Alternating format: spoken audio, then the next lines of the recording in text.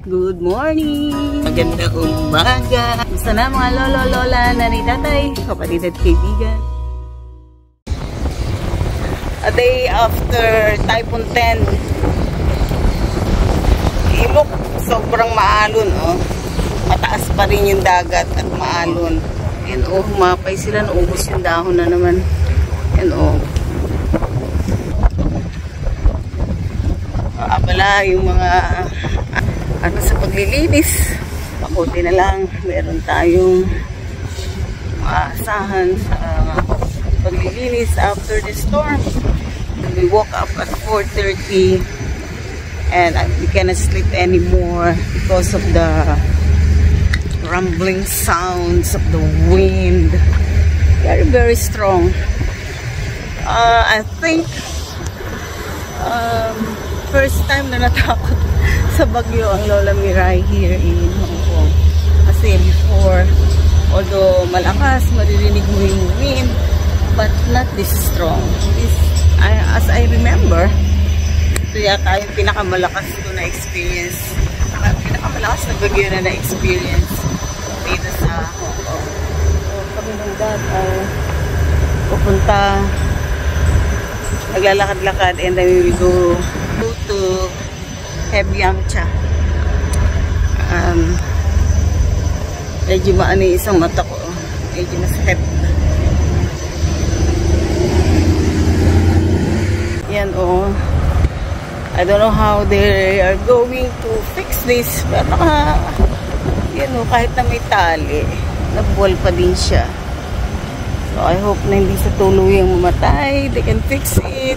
Kasi laki na niya, sayang naman. You know, before, a day before the storm na, before the Typhoon 10, napaka hindi ng araw. O actually ba, walang ulan, sikat yung araw, pero tahimik, walang hangin. Hindi parang tulog na tulog yung hangin. And I remember yung kasabihan ng matatanda na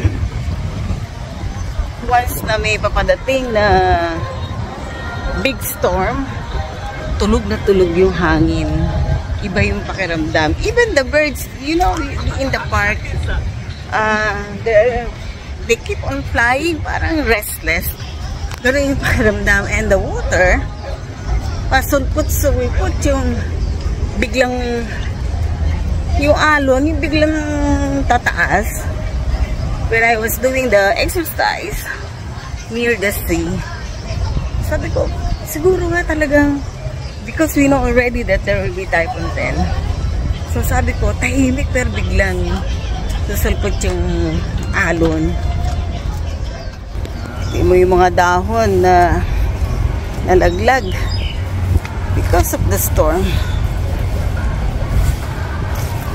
Ang ano, from those trees. So, malungkot ang ating mga trees. Kasi nalagas yung kanilang mga dahon. Yung kanyang branches. Yung iba ay bangal. Ayan, naputol.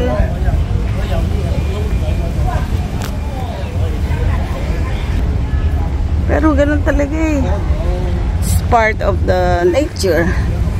Part ng buhay ng tao. Yung mga birds nandito sa tabi, talagang tinabi siguro nila dyan. I'm not sure.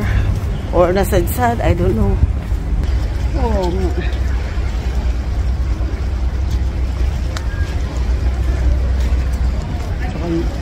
Sa ganong kalakas na bagyo, walang mga namatay, no fatalities. At kung may damage man, hindi ganun kalaking damage. I'm hoping. Hindi ko pa alam ang exact news. But, hoping na wala na by now is still Typhoon 3, I think. And that is mahina na, may mga pabugso-bugsong hangin na lang. And people are moving now. People go to work. Students go to school.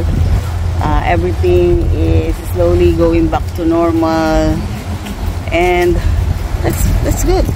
Salamat sa Diyos. Oh, yung ganda-ganda ng park, tapos after the storm kala mo talagang devastated, but in a matter of few days maayos na uli yan, and those fallen trees papalitan na iba, and the other left behind will survive. Yan ang lolo, sumangot na kasi gutom na.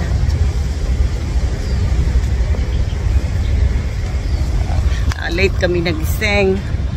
It's around 7:30 kasi hindi kami nakatulog during the storm. When we woke up at 4:30 a.m. diretso na yun, hindi na kami nakatulog pa. How can you sleep with that strong howling wind? Scary, actually. Really scary. It's still cloudy, but rest assured that the weather will be fine and everything will be better after the storm. So, mga lola, mga nani, mga tatay, kapatid at kaibigan, tulad ng ating buhay, sometimes tahimik, sometimes magalaw, sometimes may mga di inaasahan at di gaanong masaya na sitwasyon sa buhay, but rest assured that God is in control. Let us trust and believe that God will always be with us, and let's all put our hope in the Lord. So, nandito lang ang ating video for today. Hoping na you're okay, you are happy today. So, until then, ingat-ingat, and God bless everyone. Bye! Ang daming tao dito sa Yamchahan. Mukhang na-miss naman po this Yamcha for 2 days. Yeah, so we're here. Today is another day, so we will enjoy the day.